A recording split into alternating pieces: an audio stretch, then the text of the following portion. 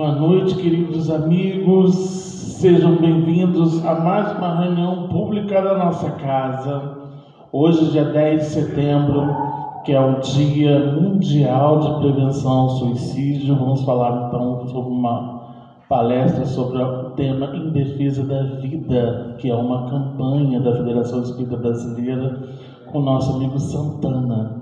Mas antes disso, nós vamos fazer uma ambientação, como nada por acaso. O tema é Ajuda Sempre. Está no capítulo 119 do livro Pão Nosso, por Francisco Cândido Xavier, pelo Espírito Emmanuel. Está em Atos dos Apóstolos, no capítulo 21, versículo 13, que diz assim: Mas Paulo respondeu: Que fazeis vós, chorando e magoando-me o coração? E aí nós vamos à dissertação de Emmanuel perante essa passagem, que diz assim: Constitui passagem das mais dramáticas nos Atos dos Apóstolos aquela em que Paulo de Tarso se prepara à frente dos testemunhos que o aguardam em Jerusalém. Na alma heróica do lutador não paira qualquer sombra de hesitação. Seu espírito, como sempre, está pronto, mas os companheiros choram e se lastimam, e do coração sensível e valoroso do trabalhador do Evangelho flui a indagação dolorosa. Não obstante a energia serena que lhe domina a organização vigorosa, Paulo sentia falta de amigos tão corajosos quanto ele mesmo. Os companheiros que o seguiam estavam sinceramente dispostos ao sacrifício. Entretanto, não sabia manifestar os sentimentos da alma fiel. É que o pranto ou a lamentação jamais ajudam nos instantes de testemunho difícil. Quem chora ao lado de um amigo em posição perigosa desorganiza-lhe a resistência. Jesus chorou no horto, quando sozinho, mas em Jerusalém, sob o peso da cruz, roga às mulheres generosas que o amparavam a cessação das lágrimas angustiosas. Na alvorada da ressurreição, pede a Madalena que esclareça o motivo de seu pranto junto ao sepulcro. A lição é significativa para todo aprendiz. Se um ente amar permanece mais tempo sob a tempestade necessária, não te entregues a desespero inútil. A queixa não soluciona problemas. Em vez de magoá-lo com soluços, aproxima-te dele e estende-lhe as mãos. Se encaixa perfeitamente justamente com a proposta que o próprio Santana vai falar, né? Mas justamente quando a gente fala de Setembro Amarelo, a importância de toda a sociedade civil justamente se pautar num mês justamente de conscientização, mostrando que cada um com as suas tempestades, com as suas dores, né? A gente sabe que é um caminho inevitável, que está bem-aventurados os aflitos. Não tem como fugir, todo mundo vai passar. Mas nesses casos, nós estamos aqui à disposição para que a gente possa ofertar o consolo necessário, a ajuda necessária, né? Então, quando a gente justamente se propõe, dentro de um mês, justamente trazer ali oportunidades de consolo, oportunidades de ajuda, para que a gente possa dar as mãos àqueles que mais precisam de amparo ou até mesmo de uma palavra amiga. Eu costumo dizer de que nós, desde quando a gente começou a filmar, né, por conta da pandemia, as palestras, e todo o diagnóstico que a gente tem de vídeos mais vistos são justamente os vídeos que falam de consolo e da dor, né? Mensagens para Setembro Amarelo, falando de esperança, falando de consolação. Então, a página vem justamente de uma forma oportuna da gente, se a gente acha que está fazendo pouco ou então que a gente não tem o que fazer, uma palavra amiga, um abraço, um afeto, já está fazendo toda a diferença, né? Então aqui Emmanuel citou, né, questões de Paulo, citou Jesus, né, com situações em que passaram também por dores e por aflições, né? Mas é justamente entender de que nós temos uma oportunidade preciosa, através das palavras do Evangelho, de ofertar consolo. E a gente não precisa estar ali evidenciando por palavras, e sim por sentimentos, por ações, palavra amiga, abraço, ou até mesmo um gesto que possa justamente entender de que a gente não está sozinho. Nós justamente estar aqui com o objetivo de que vamos passar por isso. É uma escola, mas ninguém está sozinho, está todo mundo junto. Um ajudando o outro fica até um caminho mais fácil para promover esse entendimento e a gente justamente ali cumprir com o que é proposto para a gente auxiliar esse planeta em transição. Então a página caiu assim, efetivamente, muito bem. Acho que Santana vai ter instrumentos de sobra para falar sobre isso no seu estudo. Então nós vamos levar nossos pensamentos e agradecer ao amigo mestre Jesus, aos amigos espirituais que nos acompanham, pela oportunidade bendita de estarmos aqui nessa casa de caminho, em mais um dia, bebendo da fonte do Evangelho, para que a gente possa, através de todos os ensinamentos que nosso irmão Santana irá passar, junto com seus amigos espirituais que o orientam, para que a gente possa tornar esse aprendizado, levar essas sementes, ofertando uma colheita necessária nesse planeta em regeneração. Aproveitamos que nós estamos aqui, que a gente possa abrir um canal de irradiação mental, envolvendo os espíritos que passam por necessidades, aflições, e que a gente possa ofertar, através do consolo do Espiritismo, a oportunidade bendita de caminharmos, semeando essa semente do Evangelho, na transformação de um homem novo, retirando toda a mazela do homem velho. Que o Senhor nos ilumine, nos proteja, hoje e sempre. Que assim seja, graças a Deus.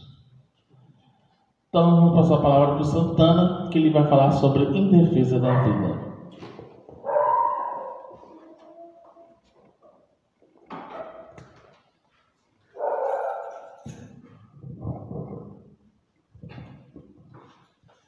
Boa noite a todos. Que a paz do Senhor Jesus esteja no coração de cada um e que a vontade de trabalhar pelo Cristo nunca mais nos visite, mas que essa vontade faça eterna morada em nosso peito. É interessante falar do Setembro Amarelo. A primeira vez que eu falei do Setembro Amarelo, eu fui convidado por um grande amigo que já partiu, já está do outro lado, já com a missão cumprida, chamado Rogério Forte, lá de Valença, do Lar Meimei. O Rogério me chamou para falar no Setembro Amarelo, e a primeira vez que eu falei foi numa escola estadual. Um tempo depois eu voltei lá e todo ano, até então, eu fui ao Setembro Amarelo falar lá, mas teve um ano que eu, chegando na casa espírita dele, na Lar Meimei, de onde ele participava da administração, um homem se aproximou de mim e falou assim: é você hoje? Eu falei: sim, sou eu. Ele falou: que bom, adoro suas palestras. Eu falei: poxa, muito obrigado. Ele falou assim: eu devo a minha vida a você. Eu falei: não, não deve não. Eu não devo sim. Eu falei: não, de jeito nenhum, é claro que não deve. Não, eu devo sim. Eu falei: não, rapaz, não existe isso, ninguém deve vida para ninguém. Ele: não, é porque você lembra a primeira vez que você falou no Setembro Amarelo aqui? Eu falei: lembro. Então, foi numa escola. Ele falou: foi numa escola. Naquela semana eu já tinha decidido que eu ia tirar minha vida. Eu estava pensando em como eu ia fazer isso.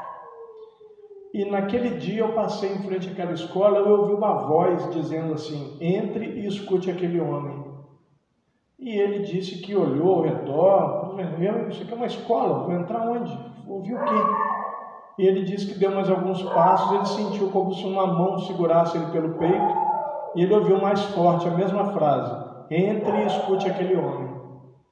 Aí Aí ele entrou, perguntou se ia ter alguma coisa, aí alguém respondeu para ele que sim, que ia ter uma palestra, um auditório. E ele foi, assistiu a minha palestra, e ele me disse que a partir daquele dia nunca mais ele pensou em fazer isso. Então, muitas vezes, só no ato de nós falarmos em prol da vida, nós podemos dissuadir alguém da ideia do que nós vamos chamar na neurociência de ideação suicida, quando a pessoa começa a ter ideia de tirar a própria vida. E muitas vezes isso por coisas simples para nós, mas para aquela pessoa é muito difícil. E uma coisa que nós nunca podemos dizer ao outro, nunca podemos dizer, porque é extremamente desrespeitoso, é dizer para o outro, isso é besteira. Não é. Pode ser para nós, mas para aquela pessoa não é. De alguma forma, aquilo que para nós é muito simples, gerou alguma complicação para aquele indivíduo, a ponto dele pensar em cometer o pior de todos os crimes, que é tirar a própria vida. E então nós precisamos lembrar das dificuldades que passamos e que em alguns momentos nós podemos não ter pensado em tirar a própria vida, mas provavelmente alguma dificuldade nós pedimos a Deus para nos levar.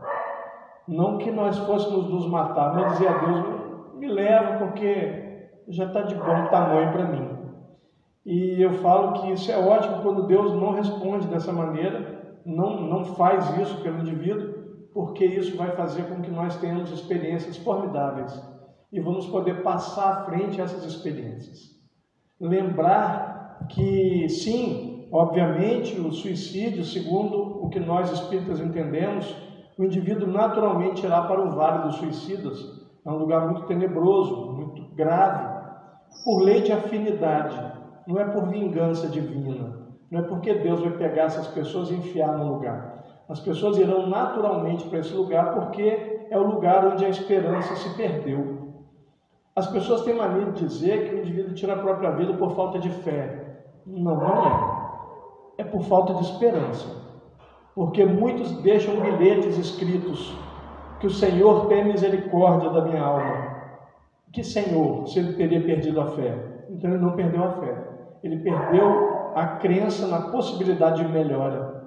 Ele acredita que a vida não vai melhorar. E então, a única opção que ele vê é tirar a própria vida. Augusto Cury diz que o indivíduo, quando ele se mata, ele na verdade quer matar a dor, mas ele acaba matando a vida. E nós, como espíritas, sabemos que a vida continua. E se você morre em sofrimento, numa situação como essa, de falta de esperança, o sofrimento continua do outro lado. Ninguém se torna anjo ou demônio do outro lado. Nós apenas seguimos um passo de cada vez. E então é importante lembrar, muitas vezes a pessoa tira a própria vida porque tem a esperança de reencontrar um ente querido, alguém que amou e foi amado. Mas quando o indivíduo tira a própria vida por causa disso, ele se afasta por muito mais tempo desse ente querido, porque por lei de afinidade ele irá para o Vale dos Suicidas. E seu ente querido vai ficar muito mais tempo longe dele, até ele ser resgatado desse vale, até ele ser preparado, amparado, instruído, a ponto dele reencontrar um ente querido. Então é sempre melhor viver. Nós pegamos a música, por exemplo, que é do Gonzaguinha, e ela é um hino à vida. O Gonzaguinha diz que eu fico com a pureza da resposta das crianças. É a vida, é bonita e é bonita. Viver é formidável, é difícil, é claro que é, mas é difícil para todo mundo. Às vezes eu imagino que alguém que tem muito dinheiro é feliz. Meus irmãos, isso é uma ilusão tão antiga, porque pessoas ricas também tiram a própria vida. Se o dinheiro traz felicidade, por que uma pessoa feliz vai se matar? Uma pessoa que se mata, que tira a própria vida, ela perdeu a alegria na vida. Se o dinheiro traz felicidade, ricos não tirariam a própria vida. Então o dinheiro não é solução. Na verdade, o dinheiro é só um instrumento. Eu aprendi há algum tempo com um comediante uma frase que não é engraçada. Ele falou algo assim sério, que eu achei fantástico. Ele disse assim: o dinheiro não é meu, é só a minha vez de gastar. Eu parei e pensei, é verdade, porque nós viemos a esse mundo sem trazer coisa alguma, nem o corpo nós trouxemos. O corpo é produzido pelos nossos pais. O espírito imortal vem sem trazer nada. Partiremos sem levar nada, sem levar o corpo, sem levar roupa, mas nesse meio tempo nós ficamos magoados, feridos, brigando por coisas que nem trouxemos, nem vamos levar. Eu só levo e trago aquilo que eu sou, aquilo que faz parte de mim. O conhecimento que está em mim, eu vou sempre trazer, eu vou acumular e vou sempre levar. Mas não vou chegar do outro lado com diplomas, eu vou chegar com conhecimento adquirido, com a experiência da vida vivida. Mas eu não vou carregar nenhum título, se foi um político, se foi um líder religioso, não importa. Do outro lado, isso não tem valor. Tem valor qual a vida que você viveu, o que você fez por você e pelo outro. Então nós vemos, por exemplo, instituições como o CVV, que tem lá pessoas lá de ouvido preparado para receber ligações de pessoas com ideação suicida. Nós vemos que essas pessoas que estão lá fazendo turnos gratuitos, porque querem ajudar, querem passar alguma frase, uma fala, talvez uma única palavra, para dissuadir o indivíduo dessa ideia tão infeliz. Nós nos esquecemos que viver é tão bom, viver é tão maravilhoso, porque nós enfrentamos às vezes uma pequena dificuldade.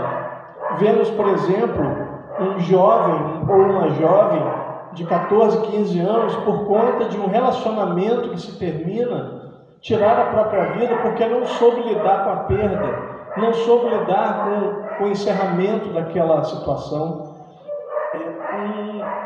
Faz parte da vida. E talvez essas pessoas não foram preparadas para entender que relacionamentos acabam e recomeçam. A vida não pode cessar por isso. Empregos se perdem, empresas fecham, mas nós não podemos desistir por conta disso. Isso são obstáculos, e esses obstáculos nos preparam para o crescimento. Nós vemos pessoas que, por exemplo, têm o transtorno conhecido como depressão, e que não tratam, e que não buscam terapia, não buscam a psiquiatria, por conta de uma ideia antiga de que o psiquiatra, ou psicologia, ou psiquiatria, ou a psicanálise, ou seja, terapia ou tratamento psiquiátrico é coisa de maluco. Maluco é o que precisa e não procura, porque hoje nós temos recursos, temos facilidades. Pessoas do nosso convívio que aparentam ser pessoas comuns, com cérebros típicos, podem ter depressão e estão em tratamento, nós nunca vamos perceber. Então, vale a pena. Obviamente que a depressão não tem cura, nós não trabalhamos com a ideia da cura, mas ela tem tratamento. E o indivíduo pode ficar bem, pode ficar muito bem. Há pouco tempo eu estava fazendo uma palestra sobre trabalhando a felicidade e perguntei na plateia se alguém poderia se identificar, que fosse depressivo, que tivesse em tratamento, pudesse identificar. Na primeira fileira, de um lado e do outro, cada momento, uma pessoa levantou a mão. E eu virei e falei assim: e vocês estão bem? Sim. E eu virei assim: alguém que conhece as pessoas? Algumas pessoas levantaram a mão e falei assim: vocês sabiam que eles tinham depressão? As pessoas falaram que não. Por quê? Porque eles estão tratando. Então, ficam bem. Só que se você para o tratamento, você volta a ficar mal, porque a depressão é uma falha química do cérebro.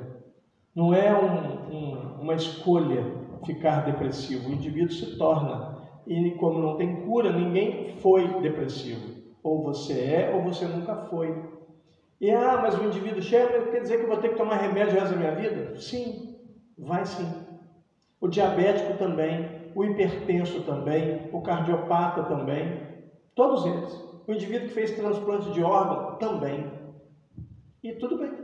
Mas um cardiopata, um hipertenso, um diabético, ninguém fica incomodado. Você vai ter que tomar remédio até o fim da vida? Mas só porque é um remédio psiquiátrico, as pessoas já ficam: vai ter que tomar até o fim da vida? Sim, ele vai ter que tomar até o fim da vida. Vai sim. E quem vai controlar isso é o médico, é o psiquiatra, que vai definir qual o princípio ativo, qual a dosagem, em que tempos tem que tomar a medicação. E o paciente tem que dar um retorno para ele, dizendo: olha, doutor ou doutora, eu melhorei, mas não estou legal, ainda não estou bem. Ou então, olha, está do mesmo jeito. E aí o médico vai trocando o princípio ativo, vai trocando dosagem, vai trocando horários, até que ele consiga, nesse ajuste fino, achar a combinação perfeita para aquele indivíduo. E ele vai ficar bem, ele vai ficar saudável, ele vai ter uma vida normal dentro do possível. Porque vai depender do que as pessoas defendem como normal. Para nós, a neurociência, normal é estar bem. Se você está bem tomando remédio ou não tomando remédio, não faz diferença. Se você está bem, então você está normal. O normal é estar bem. Então nós nos esquecemos. Muitas vezes o indivíduo sente alguma coisa e não procura, pelo preconceito. Para vocês terem uma ideia, eu sou psicanalista, eu não posso apresentar nenhum paciente meu como paciente. A ética não permite. Por quê? Porque as pessoas às vezes querem tratar, mas não querem que os outros saibam, por medo do preconceito. E nós vamos respeitar isso, tudo bem. Eu só acho que esse preconceito deveria cair. As pessoas deveriam entender que as pessoas adoecem, faz parte. Por que com fulano? Não sabemos. Nós podemos criar uma série de possibilidades aqui. Mas a doutrina espírita não fala sobre isso? Fala. Mas eu vou falar o quê? Que aquele indivíduo ali, o que ele fez na vida passada para ser depressivo? Não sei. E não me importa. Porque o importa é que agora ele então ele precisa de tratamento, ele precisa ser ajudado. Nós vemos casos de pessoas que se matam, o índice por conta de depressão é altíssimo. Desilusão amorosa ocupa muitas vezes o segundo lugar, em alguns momentos o terceiro lugar, e as pessoas não estão sabendo lidar com essas emoções. Ninguém é obrigado a nos amar, pelo contrário, amar é uma coisa natural, não é uma escolha. Nós achamos que escolhemos amar alguém, não escolhemos. Nós escolhemos conviver, porque eu posso amar aquela pessoa e não querer conviver com ela, porque ela é uma pessoa chata. Um parente que agora por questões de direita e esquerda, Lula e Bolsonaro, arruma confusão um com o outro, nós amamos aquela pessoa, mas não dá para conviver com ela, porque ela fica todas as vezes insistindo com a gente, irritando, procurando incomodar, achando que o jeito que ela votou é o melhor que existe. Então nós amamos essas pessoas, mas não dá para conviver. Nós não conseguimos não amá-las. Não, eu vou amar fulano, não vou amar. O amor pode acabar sim, mas não porque eu escolhi. Ele vai naturalmente degradar. Por conta da decepção, por conta de uma série de possibilidades de desgaste. O amor acaba, faz parte. O que a gente não pode deixar é dar lugar ao ódio. Acabar o amor, tudo bem. Não ama mais, a vida segue. Não ama mais como um relacionamento, tudo bem, mas não odeia essa pessoa, porque quando você odeia alguém, o doente é você. É você que se aprisiona quando você tem ódio de alguém. O exemplo que eu tenho dado nessa questão de direita e esquerda, se você ama o Lula, vote nele, vista a camisa, põe a bandeira, mas não odeie o Bolsonaro. Se você gosta do Bolsonaro, vista a camisa, põe a bandeira, vote nele, mas não odeie o Lula. Porque o problema não é de quem você gosta, o problema é quem você odeia. Porque ao odiar alguém, o doente é você. É você que fica doente quando odeia alguém. Porque é o seu cortisol que sobe e a sua serotonina que cai. E você vai ficar de 4 a 7 horas num estado de distúrbio sistêmico. Todo o seu corpo em desequilíbrio, tentando voltar à harmonia. E essas pessoas, tanto um quanto o outro, nem sabem que nós existimos. Então, eu vou gastar a minha energia, a minha saúde, para odiar alguém que nem sabe que eu existo. Uma vez uma senhora me pediu para fazer palestra na casa espírita dela, acho que eu já contei isso aqui, e ela virou e falou assim: meu filho, você pode fazer uma palestra para a gente? Eu falei assim: olha, minha irmã querida, a minha agenda abre e fecha em agosto, para o ano seguinte, mas como eu nunca falei na sua casa, eu abro um buraco na minha agenda e eu faço uma palestra. Se a diretoria da casa, os frequentadores gostaram do meu jeito, da minha palestra, aí nós marcamos outras. Tadinho, não, a pena que ela falou assim: que isso, meu irmão, quem é que não gosta de você? Eu falei: dá para escrever um livro. Ela: o quê? Eu falei: dá para escrever um livro só com os nomes das pessoas que não gostam de mim. Ela: que isso? Eu disse: minha irmã querida, o Senhor que eu sirvo não é unânime, não tem como eu ser. Se Deus fosse unânime, não existiriam ateus no mundo. Como é que Deus, que é o Criador absoluto, o amor supremo, não é unânime e eu vocês? Não existe. Então sim, tem pessoas que não gostam de mim, tem pessoas que me odeiam, e os doentes são elas. E paciência, não tenho como fazer nada por isso. É elas que têm que se resolver. Hoje eu não odeio ninguém, não tenho problema com ninguém, mas já tive ódios profundos, mágoas absurdas, tempos imensos. Quando eu entendi que o ferido sou eu comecei a trabalhar isso em mim para não ficar ofendido mais. Então eu sei que tem pessoas que me suportam, que fingem que gostam de mim. Ok, é um direito delas, ninguém é obrigado a gostar de nós. O problema é que quem gosta de mim gosta porque eu sou quem eu sou. Eu não finjo para ninguém. Então, vamos naturalmente encontrar pessoas que gostam de nós, mas também vamos encontrar pessoas que não gostam. E tem gente que fica muito incomodada com isso. Não é possível as pessoas não gostarem de mim. É possível sim, e está tudo certo. Nós não somos iguais aos outros. As nossas diferenças. Tem gente que não gosta de mim só porque eu sou flamenguista. Tem gente que não gosta de mim só porque eu sou metaleiro. Eu não posso fazer nada. Eu não posso mudar. Eu sou o que eu sou. Tem gente que não gosta de mim porque eu sou espírita.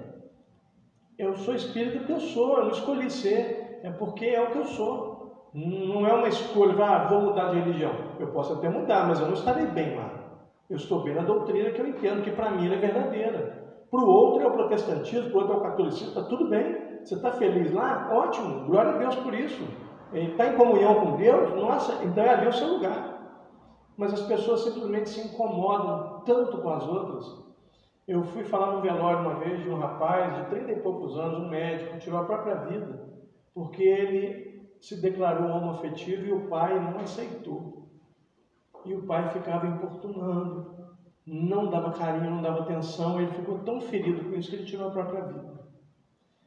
Aí você pensa, olha o que nós, muitas vezes, pelos nossos preconceitos, pela nossa ignorância, somos capazes de causar em alguém. Tudo bem, ele poderia ter aprendido a lidar com isso, sim, mas o indivíduo é pai. O indivíduo não escolhe ser homoafetivo, ele não escolhe ser gay, não tem um manual, um relatório, não tem uma folha que nós tenhamos preenchido, que nós marcamos lá, você é hétero ou homoafetivo? Não tem. É apenas somos héteros ou homoafetivos, e tudo bem. E qual o problema? Mas é porque eu tenho medo do preconceito. Sim, mas o preconceito é dos outros, mas na casa a pessoa tem que encontrar apoio. Ele precisa olhar para você e saber que você o ama. Ela, se for homoafetiva, precisa olhar para você e saber que você a ama.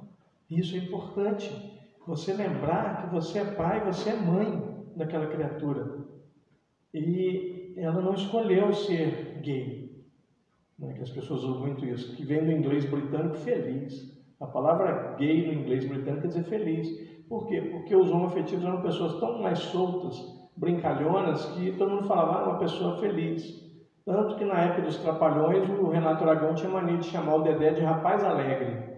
O que seria rapaz alegre em inglês? Gay man, um homem gay. O que ele queria dizer? Que ele era homoafetivo. Não, o Dedé não era, mas era uma brincadeira do Renato Aragão. Mas e se ele for? Ele precisa ser amado. Você é pai ou mãe, tem que amar. Se esse indivíduo escolhe não seguir a sua profissão, você quer tanto que ele seja engenheiro, porque eu quero ter um engenheiro na família, mas ele quer fazer outra faculdade, ele quer trabalhar em outra área. Eu conheço um médico que ele disse para mim que o sonho dele era fazer engenharia, mas o pai dele disse que só pagaria a faculdade se ele fizesse medicina, igual o irmão dele. É interessante porque ele é um bom médico, mas ele nunca será excelente, porque ele não ama o que ele faz. Ele fez o que o pai queria que ele fosse. Eu virei para ele e falei assim, então por que você não faz engenharia agora? Ele falou assim, agora meu tempo já passou. Não passou.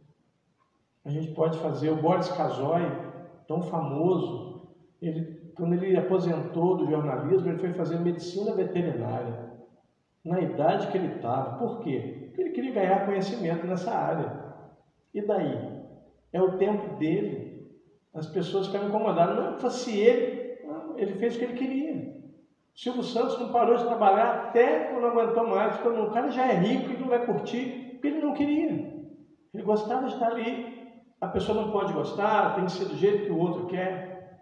Nós temos o hábito de impor a nossa vontade ao outro. Nós chegamos e dizemos para alguém que a sua roupa é bonita, aí você fica feliz. Mas se eu falo que sua roupa é feia, você fica incomodado. Tipo assim, não te perguntei nada. Mas os dois momentos são invasivos. Você também não me perguntou sobre a sua roupa para eu achar ela bonita ou feia. Só que quando fala que é bonita, a pessoa sente bem. Poxa, obrigado, sua camisa é linda. Poxa, obrigado. Nossa, achei horrorosa essa camisa. No primeiro pensamento nosso, não te perguntei nada. Mas o primeiro pensamento também não perguntei, não. E aí, como nós normalizamos uma opinião? Não é uma opinião, é uma invasão. Eu não pedi, a opinião é quando ela é pedida. Então nós chegamos obrigando o outro. Por que você foi votar em fulano? Você vai torcer para não sei o quê? Você vai... Deixa a pessoa ser ela. Apoie. Se você tem parentesco, mostre que você é parente, que você é família. Apoie a pessoa. Você aceitar o outro não quer dizer que você concorda com o que ele faz. Só diz que você entende que a pessoa é o que ela é. Então, muitas vezes nós vemos, por exemplo, pessoas que estão passando por uma tristeza muito profunda, que não é depressão, é tristeza, porque tem motivo, tem uma causa, e as pessoas se afastam. O problema é que a pessoa triste, ela não afasta as pessoas, ela pede ajuda. O depressivo não, a pessoa que tem depressão, ela, sem perceber, afasta os outros. As pessoas vêm, vamos sair, vamos passear, no próximo mês eu vou, não, hoje não. Chega uma hora que a gente para de convidar, por quê? Porque a pessoa está sempre dizendo não, nós começamos a achar que somos inoportunos, que somos intrometidos, que vamos perturbar a pessoa, então nós deixamos de convidar, deixamos de procurar por respeito. Só que a pessoa mais tarde vai dizer, quando eu me descobri doente, as pessoas se afastaram de mim. Não, não se afastaram. É a própria pessoa que afastou os outros.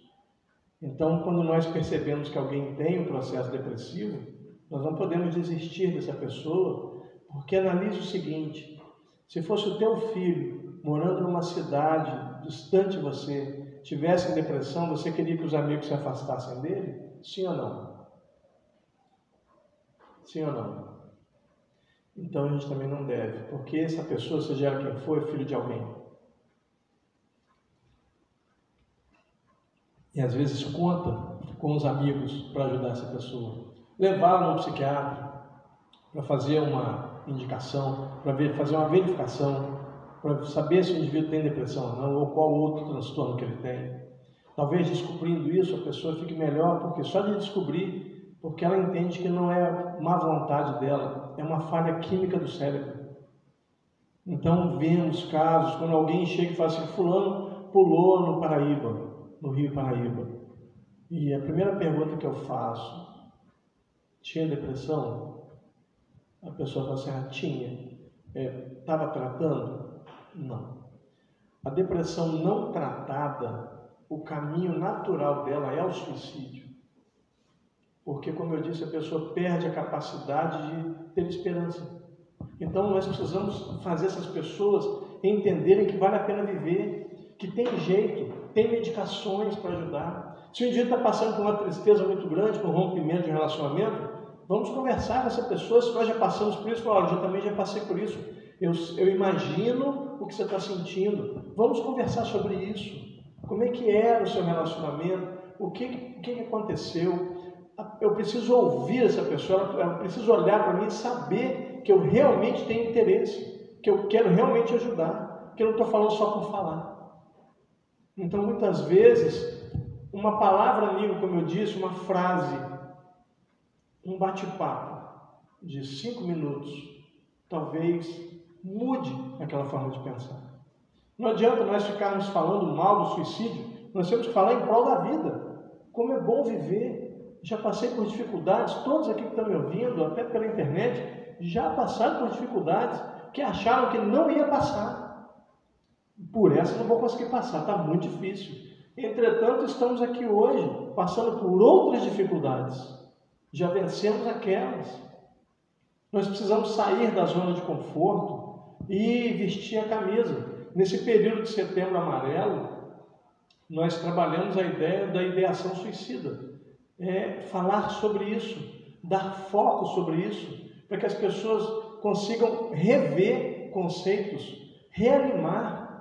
Talvez por estar entre amigos, num momento de grande tristeza, mas aí vem aquele negócio, um jovem está chorando porque rompeu o relacionamento, aí a pessoa tem um lado de dizer assim, pelo amor de Deus, isso é besteira, isso é coisa de juventude. Sente-se e converse com aquele jovem, ouça o que ele tem a dizer, por mais absurdo que possa ser, por mais bobo que possa ser para você, mas para aquela criatura não é. Ele não está sabendo lidar com aquilo. Auxiliá-lo, ajudar ele a entender que relacionamentos começam, acabam, e está tudo certo, pessoas morrem. É a única verdade absoluta que o ser humano tem, é que nós todos vamos desencarnar em algum momento. É a única certeza plena, todas as pessoas entendem isso. A ideia de Deus, por exemplo, não é absoluta, porque tem ateu no mundo, mas que nós vamos todos morrer é uma certeza que todos têm. Dizer para essa pessoa, olha, faz parte, perder um ente querido faz parte. Já vi pessoas entrando numa tristeza profunda, já com uma certa idade, porque perdeu a mãe. Quer dizer, as duas pessoas já com uma idade bem avançada, porque não está sabendo lidar, porque viveu a vida muito conectado com aquela mãe ou com aquele pai. E aí é a hora que nós vamos entrar para falar. E se você parasse para honrar esse pai ou essa mãe? Mostrar para eles que você vai continuar, que o legado deles vai seguir em você. Nós precisamos abrir os nossos braços e os nossos ouvidos. Talvez só de ouvir atentamente já ajude, mas se você tiver uma palavra amiga, diga. Eu costumo dizer, eu conto isso, já contei várias vezes, provavelmente aqui já contei várias vezes. No velório do meu pai, várias pessoas vieram me dizer, me dar os bons sentimentos, me declarar os sentimentos, meus pêsames. Alguns vieram falar coisas que eu já sabia, eu já era espírita. Meu pai partiu, eu tinha 21 anos, e eu sou espírita desde 16. Que a vida continua, seu pai não morreu. Então, legal, as pessoas falaram que elas sentiam que precisavam. Mas uma pessoa que eu não esqueço jamais foi o motorista da empresa que eu trabalhava. Ele chegou até mim, ele abriu os braços e disse só assim, sem palavras, e me abraçou. Eu nunca mais vou esquecer daquela cena. Por quê? Porque ele quis dizer para mim o seguinte, eu não sei o que te dizer, mas eu estou aqui para você. Eu estou aqui, eu vim, sem saber o que te falar, mas eu estou aqui. Eu nunca mais esqueci esse ato. Nunca mais, nunca vou esquecer. Porque aquilo ali foi de uma pureza, de uma grandeza. Ele reconhecer, eu não saberia o que dizer para mim naquele momento. Mas estava lá, foi lá para falar comigo. Talvez você não saiba o que dizer para alguém que está sofrendo uma perda, mas vá lá, chore junto. Eu já vi pessoas que falam assim, não vou no velório, não, por quê? Eu não sei o que dizer. Eu falei, não tem problema, chore junto. Abrace e chore também. Porque nós não vamos no velório pelo que desencarnou. Nós vamos pelos que estão encarnados. Triste por perder um ente querido. Porque o desencarnado, onde quer que nós oremos por ele, vai receber. Mas nós vamos lá naquele momento do sepultamento para levar um pouco de esperança, um pouco de consolação para aqueles que ficaram. Nós nos esquecemos disso. Que às vezes a nossa presença é benéfica. Talvez as pessoas gostem tanto da gente, como tem aqueles que não gostam, tem pessoas que gostam muito. E só de nós estarmos ali, a pessoa já fica feliz, porque ela olha às vezes para nós e vê, é um porto seguro, eu vou abraçar essa pessoa agora e descansar meu peito. E às vezes a pessoa está me segurando o choro, quando nos vê, nos abraça e aí ela solta o choro definitivamente, para tirar aquela pressão do peito. Viver é bom, é agradável. Nós precisamos lembrar disso. Passamos por dificuldades, vencemos, estamos aqui. Somos plenamente felizes? Não, é claro que não. Mas aqui ninguém é. Não tem como ser. Mas é um passo de cada vez. É uma luta por cada dia. A cada tempo, as suas dificuldades. E nós vamos vencendo. No capítulo 3 do livro de Eclesiastes, do versos 1 a 8, diz que há um tempo para tudo. Há um tempo para viver e há um tempo para morrer. Há um tempo de plantar e há um tempo de colher. Há um tempo de paz e há um tempo de guerra. Há um tempo para tudo. Então, ter um tempo, há um tempo de consolar alguém. Um homem chamado Caio Fernando Abreu, ele diz assim, um amigo me pediu para auxiliá-lo na sua dor. Deixei a minha de lado e fui. Não por grandeza, mas porque auxiliando eu me esqueceria de mim. Olha só que bacana. Eu ajudando a ele, eu esqueceria da minha dor. E o André Luiz diz que aquele que caminha auxiliando perde a sua dor pelo caminho. Então talvez nós estejamos lá. O Chico disse que em momentos de grande tristeza, o Emmanuel fazia com que ele fosse a lugares mais distantes, próximo de pessoas, de famílias bem mais pobres, com bastante dificuldade, e ele estar lá com eles, fazer ele lembrar que o sofrimento dele não era tão grande. Nós não precisamos ser assim. Não preciso ver que alguém sofre mais para eu ser feliz. Pelo contrário, eu preciso lembrar que eu já passei por várias fases, mas eu posso ajudar com a minha experiência, com a minha fala, com a minha presença, o meu ombro, com a minha mão. Eu posso abraçar, eu posso conversar, eu posso contar da minha experiência. Sempre que eu posso, nos velórios, sou sempre chamado para falar em velório, eu falo sobre isso. Que quando for a minha hora eu vou partir tranquilo, porque eu gosto de viver. Minha vida é boa, eu só vou quando for realmente a minha hora. Não quero ir por engano e nem quero provocar. Mas quando for a minha hora, eu vou feliz, porque eu vou reencontrar meu pai, então está tudo bem. Vou estar feliz do outro lado também. Mas eu sou feliz aqui. Já houveram momentos na minha vida que eu pedi a Deus, olha, pode me levar, porque não estou sabendo lidar com o que está acontecendo. Mas nunca pensei, vou tirar minha vida, não. Mas já pedi a Deus. E que bom que Deus não me ouviu. Porque eu passei por aquilo, venci e ajudei pessoas a vencer com a experiência que eu adquiri ali. Então, olha como é grandioso estar vivo. Né? O Raul Seixas, ele tem uma música que ele canta, eu não sei se é a autoria dele, normalmente os autores são ele, Paulo Coelho, mas eu não sei o autor dessa música. Eu sempre falo, eu sempre esqueço de procurar. Mas ele diz assim: tenha fé em Deus, tenha fé na vida, tente outra vez. Por que que eu vou, como ele diz, não pense que a vitória está perdida, pois é de batalhas que se vive a vida. Tente outra vez. Por que que nós vamos desistir logo no início? Nós não desistimos. Quantas vezes nós vencemos depois de muita insistência? Mas nós sabemos que tem pessoas que com a mente, naquele momento, a mente não está legal, que ela não está bem. Então talvez precise de nós deixarmos a nossa dor no bolso e irmos auxiliar. Quando voltarmos, nós vamos enfiar a mão no bolso e procurar. Eu posso garantir que se ela tiver ainda, ela vai estar muito menor do que ela era. Porque nós nos fortalecemos ajudando o outro, auxiliando o outro. Eu sou auxiliado constantemente. Quantas vezes eu saí de um velório mais inspirado? Por quê? Porque eu fui falar de esperança e pensei, realmente, nós precisamos lembrar, não do momento ali que o ente querido está ali, mas de tudo que ele deixou na nossa história. Pessoas que viveram 80, 90 anos da nossa vida, eu não vou lembrar daquele momento no caixão, não. Eu vou lembrar da experiência, do tempo que eu tive com aquela pessoa, dos puxões de orelhas que eu ganhei dela, das piadas que ela me contou, das piadas que eu contei para ela, das conversas que nós tivemos, dos cafés que nós tomamos. Viver é muito bom, é maravilhoso viver, mas nós precisamos entender que não é fácil. Se nós criarmos a ideia de que teremos uma vida fácil, nunca vai funcionar.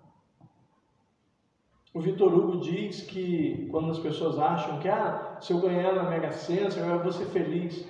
Não sei. Talvez se a sua tristeza seja a sua falta de bens materiais, sim, o dinheiro vai te trazer alegria, sim. Mas também ele corre o risco de não te trazer amigos reais. Porque será que os amigos que vão se aproximar são amigos ou pessoas interessadas na sua riqueza? Então, para todo bônus tem um ônus. E para que eu vou usar esse dinheiro? Só para mim? Nós vemos pessoas que vão ser ricas e vão ser bons ricos, porque vão gerar emprego, vão ser pessoas dignas, mas sabemos também de pessoas que não estão nem aí para o outro, que vão somente enriquecer e vão fazer o que bem entender com o dinheiro e não vão estender a mão aos outros. Nós precisamos lembrar que nós somos humanos e cada um age de uma forma, não existe uma forma padrão. Cada um de nós passa por dificuldades, passa por situações que talvez nós não consigamos entender. E aí é muito fácil dizer, eu sei que você está passando. Não sei, porque cada um passa de um jeito. Se o indivíduo disser para mim assim, meu pai já desencarnou, eu sei que você está sentindo, não sei não, porque cada um sente de uma forma. Talvez a conexão daquele indivíduo com o pai dele não foi grande como a minha, ou talvez tenha sido muito maior do que a que eu tinha com meu pai. Não dá para saber o que o outro está sentindo.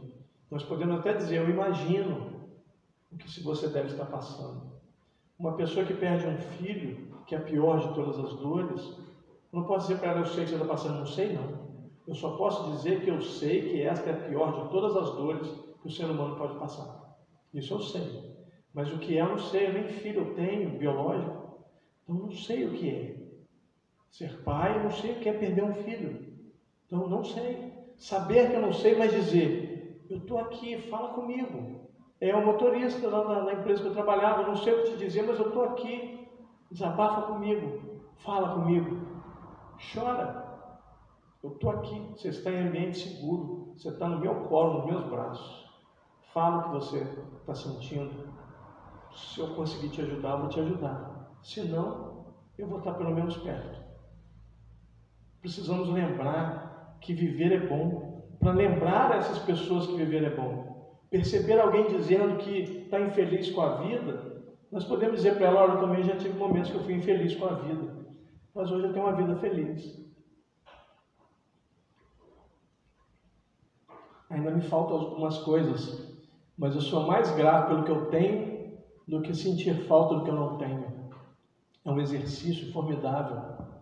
Vitor Hugo diz em mensagem a um amigo, um texto que o Frejá usou para fazer uma música, quando ele canta Desejo que você tenha quem amar. Essa música é tirada de um texto de Vitor Hugo. E Vitor Hugo diz assim nesse mesmo texto, como na vida é necessário sermos práticos, desejo que ganhe dinheiro, mas desejo que a cada tempo eu ponha um pouco desse dinheiro na mão e diga, isto é meu, só para ficar claro quem é o dono de quem. Então, sim, nós podemos ter recursos, mas esse recurso não pode ser dono de nós. Eu não sou feliz porque eu tenho recurso, porque eu não estou passando necessidade. Eu sou feliz porque eu já venci muitas batalhas e eu tenho potencial para vencer outras. E nós, quando falamos alguma coisa ligada a videogame, entendemos que, como se passa de fase, fica mais difícil. É sinal de que nós estamos vencendo as fases. Se a vida está ficando mais difícil, é porque nós estamos tendo experiências para isso. Não é para ficar mais fácil mesmo, não. Ela vai ficar mais fácil a partir de um certo momento. Quando nós nos livrarmos do ego. Quando nós deixarmos de ser egoístas e quando nós deixarmos de ser orgulhosos. Quando o outro não tiver mais a capacidade de me ferir. Quando eu não mais assimilar uma ofensa, um desprezo. Quando eu entender que as pessoas têm direito de ser elas e que elas sejam felizes como são. Quando eu entendo isso, a vida começa a ficar mais leve. Aceito o outro como ele é.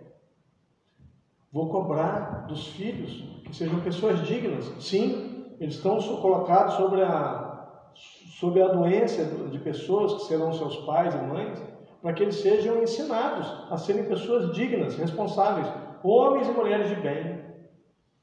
Não importa se serão héteros, se serão homoafetivos, não importa se sejam pretos ou brancos, não importa que sejam católicos, protestantes, espíritas, nada disso importa. Importa que sejam pessoas do bem, pessoas que não deem golpe nos outros, pessoas que não abusem das outras pessoas, pessoas que sejam cidadãos dignos.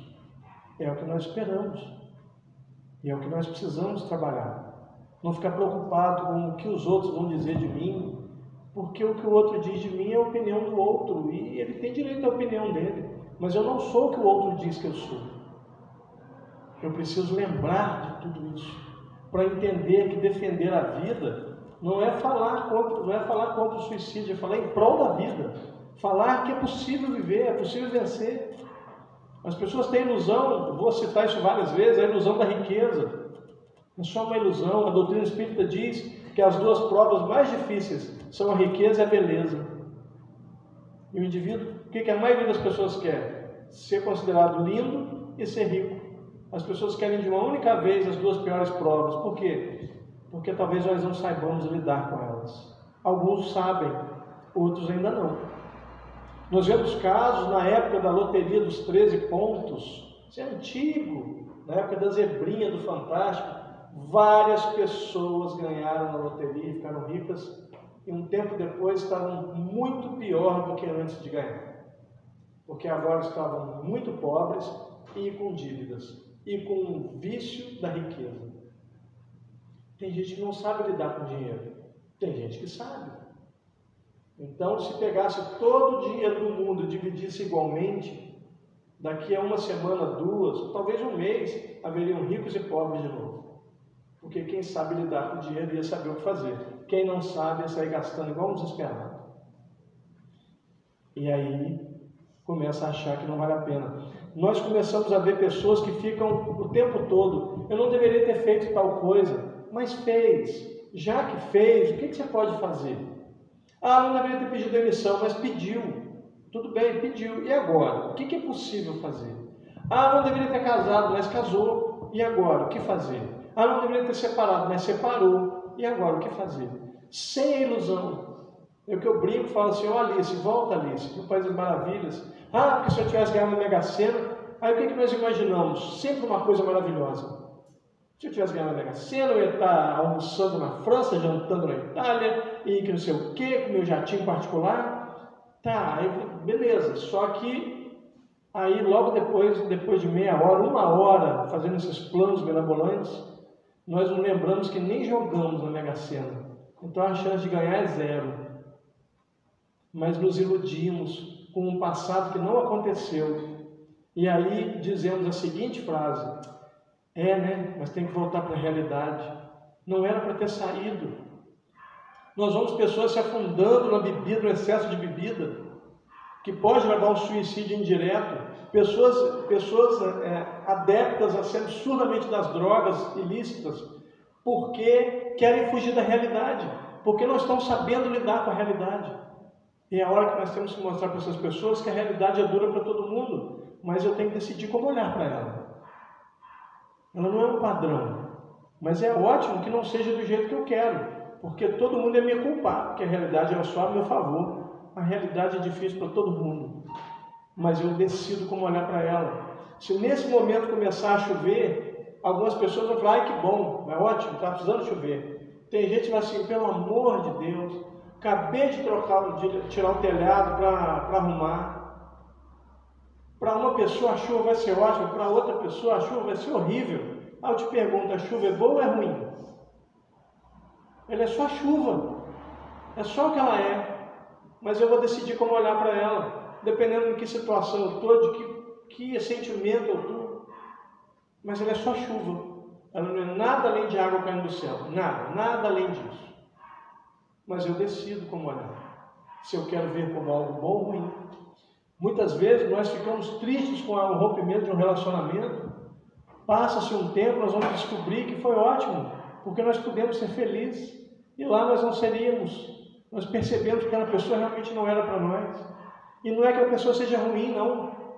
E é isso que é uma ilusão interessante. A pessoa não é. Há um provérbio oriental que eu adaptei, eu tive a ousadia de adaptar o provérbio dos outros, mas eu digo assim: não é bom, não é mal, não é certo, não é errado, é só o outro. O outro é diferente.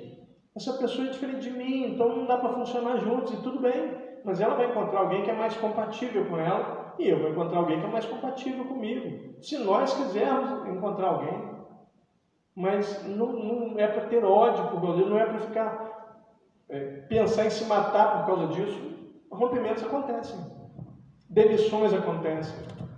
Quantas vezes nós já tivemos, quantos relacionamentos chegam a uma certa idade que nós já não estamos mais no primeiro relacionamento, nós estamos no 4º, 5º.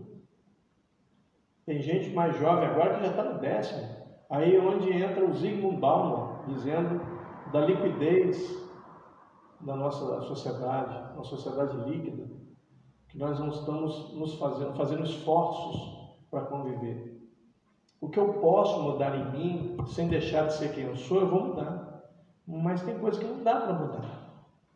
Eu não posso, por exemplo, me relacionar com alguém que exige que eu deixe de ser espírita. Não tem como escolher ser outra coisa. Então esse relacionamento não vai funcionar. eu preciso lembrar que viver é bom, viver é saudável. Nós estamos hoje num momento passando por uma crise política nesse país, uma briga intensa de esquerda e direita, mas isso também vai passar. Em algum momento vai. E nós vamos poder lembrar disso. Nós passamos por tantas coisas. Nossa sociedade passou por tantas dificuldades. Passamos pelo regime militar, passamos por governo de direita, por governo de esquerda. Estamos aí. Vimos guerras começarem e terminarem. Vimos pessoas entrarem em escolas e matarem crianças. Vimos também pessoas salvando vidas, abrindo mão delas próprias em prol dos outros, indo na direção de lugares mais afastados para falar de Deus para essas pessoas, para falar de esperança. Os médicos sem fronteira, por exemplo, vão a lugares distantes para levar saúde, levar esperança a essas pessoas. Então, nós já passamos por tantas coisas e ainda assim estamos aqui de pé. Completamente felizes? Não. Como eu disse, não é daqui, mas tem jeito. Sempre tem jeito. Nós precisamos sempre lembrar disso. Porque se eu lembrar disso, eu vou sempre conseguir falar para o outro que tem jeito. Então, tirar a própria vida não vale a pena. Nunca valeu para ninguém. Nós conhecemos vários casos que chegam para nós nas reuniões mediúnicas, nos relatando o suplício que foi estar nas zonas umbralinas por conta do suicídio, quando finalmente puderam ser tirados de lá, socorridos. O próprio André Luiz foi considerado suicida. Não direto, porque ele bebia muito, fumava muito, e ele foi considerado suicida, um suicídio indireto. Você, às vezes, não cuida da sua saúde, sente alguma coisa, toma um remedinho para a dor, está tudo bem. É melhor ir ao médico, porque às vezes o que você tem pode ser grave, e às vezes quando você vai descobrir efetivamente já é um pouco tarde.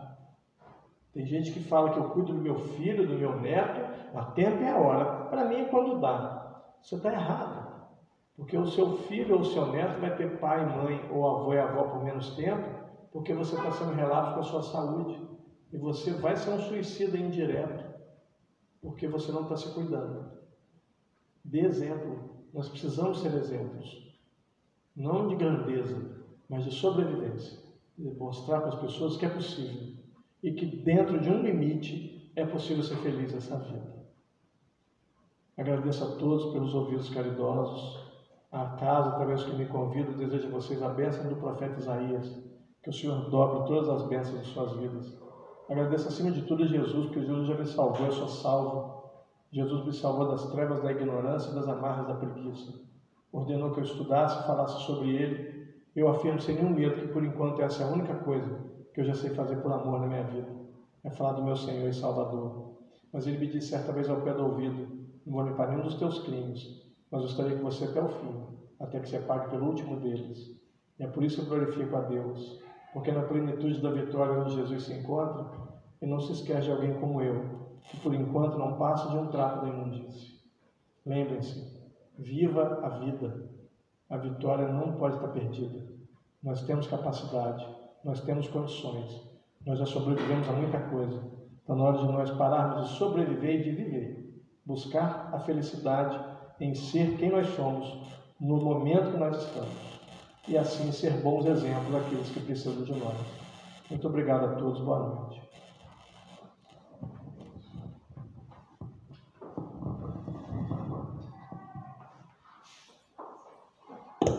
Agradecemos ao amigo Santana pela palavra de hoje, pelo estudo. E aí eu vou aproveitar para quem está nos assistindo e quem precisar de ajuda. Nós temos alguns canais de ajuda que possam ofertar uma palavra amiga ou então uma escuta necessária, né? É um canal de escuta e acolhimento da Federação Espírita Brasileira, tá? É um número 0800, eles estão 24 horas. É 0800 2023 222. 0800 2023 222, né? Quem quiser também, o número do CVV é 188, mais fácil de de gravar, né? 188 também. No blog do EDAC, nós temos um campo lá de atendimento espiritual também. Então, quem desejar uma conversa ou então um pedido de prece e tal, no nosso canal do nosso blog tem lá um campozinho de atendimento fraterno, tá? Aí a gente entra em contato por telefone, tudo de uma forma transparente e anônima, né? Lembrando que no nosso sábado nós temos uma noite de caldos, nós temos convites à venda ainda. Então, quem desejar participar com a gente no nosso momento de confraternização, um convite é 20 reais, né? O convite, né? Acho que é 20 reais o convite, com direito a 2 caldos. Um é a canjiquinha e o outro é o feijão amigo.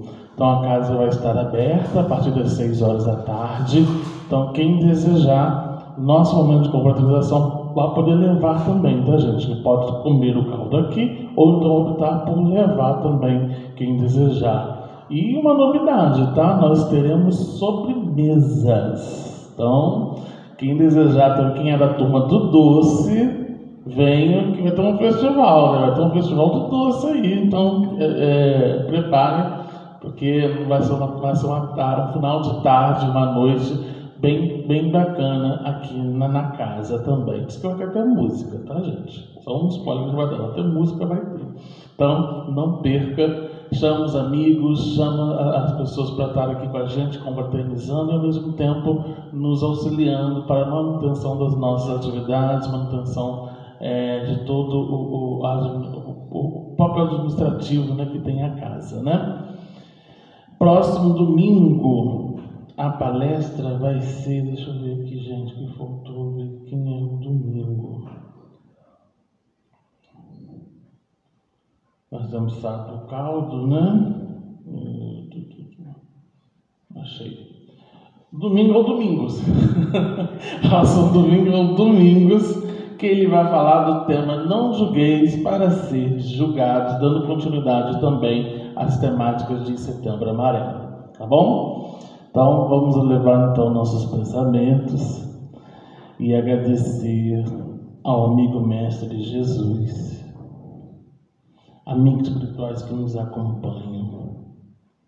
Agradecer a oportunidade bendita de estarmos aqui nessa casa de caminho, nos auxiliando, dando ferramentas, que a palavra divina, essa palavra da água viva do Evangelho, que possamos transformar isso em sementes para ofertar na colheita, em família, na sociedade, mas principalmente no íntimo, estímulos necessários para a transformação do novo homem, retirando as mazelas do homem velho. Nós que estamos hoje, nesse dia tão importante, um dia na qual a gente promove a conscientização, entendendo de que estamos à disposição para ajudar aos amigos que passam por dores e sofrimentos. E que a doutrina espírita nos apresenta através da forma de consolo, que todos nós estamos juntos na alternativa de apaziguar essas dores e caminharmos à frente desse planeta, em transformação também, onde passa por períodos de crise. Que nós possamos vibrar a todos esses espíritos que passam por essas provações e que estão em busca dessa palavra amiga, dessa palavra de consolo. E que a gente possa voltar nos nossos próximos compromissos com a instituição, estabelecendo o nosso compromisso diário de estarmos aqui em conexão, mas ao mesmo tempo promovendo a nossa transformação íntima e ao mesmo tempo propagando a transformação coletiva da comunidade que abriga essa instituição, da nossa cidade, do nosso estado, do país e do mundo. que nós possamos, mais uma vez, agradecer por tudo que nos destes, voltar para os nossos lares com a consciência tranquila e que o Senhor nos ilumine e nos proteja hoje e sempre. Que assim seja. Graças a Deus. Os amigos que desejarem a paz, é só aguardar, tá? Serão chamados. Tenha todo mundo uma boa noite.